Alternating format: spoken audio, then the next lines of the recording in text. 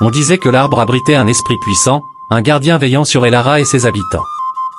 Des offrandes de fleurs, de fruits et de petites sculptures en bois étaient régulièrement déposées à son pied, symbole de respect et de vénération. Si vous êtes nouveau sur la chaîne, n'oubliez pas de vous abonner et d'activer la cloche de notification pour ne rien rater de nos prochaines histoires.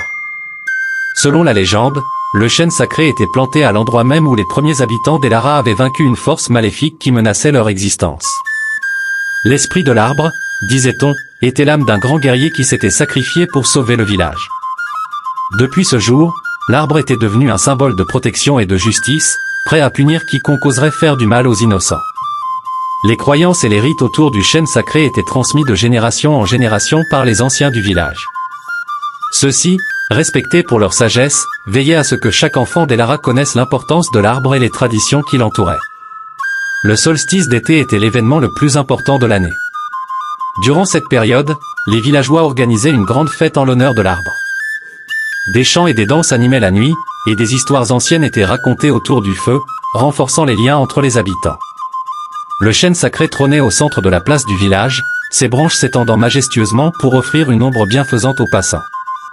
Son tronc massif portait les cicatrices des siècles, chaque entaille racontant une histoire, chaque note témoignant des hivers rigoureux et des étés caniculaires qu'il avait traversés. Les feuilles, d'un vert profond, bruissaient doucement au moindre souffle de vent, comme un murmure apaisant, un rappel constant de la présence protectrice de l'esprit qui y résidait. Pour les habitants d'Elara, le chêne sacré était un lieu de recueillement et de prière. Les nouveau-nés étaient présentés à l'arbre, les jeunes couples y scellaient leurs vœux, et les anciens y trouvaient réconfort et sagesse. Les villageois croyaient fermement que l'arbre possédait des pouvoirs mystiques.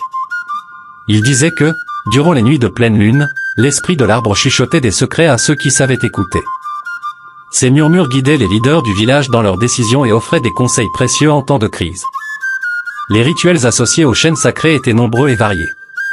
Les guérisseurs venaient y puiser de l'inspiration pour leurs remèdes, les artisans y cherchaient la bénédiction pour leur création, et les chasseurs demandaient protection avant de partir en expédition. Les histoires racontées par les anciens faisaient état de miracles accomplis par l'arbre, des maladies mystérieusement guéries, des récoltes sauvées in extremis, et des conflits résolus par des révélations inattendues. Maëlie était une jeune femme d'une beauté saisissante, avec ses cheveux dorés et ses yeux perçants. Elle avait hérité de la charge de guérisseuse de sa mère, qui elle-même la tenait de sa propre mère. Connue pour sa douceur et sa compassion, Maëlie passait ses journées à soigner les malades et les blessés, utilisant des remèdes à base de plantes et des potions dont les recettes étaient jalousement gardées secrètes. Son lien avec le chêne sacré était profond et intime. Elle consultait souvent l'arbre dans ses prières, cherchant guidance et protection pour elle-même et pour les villageois.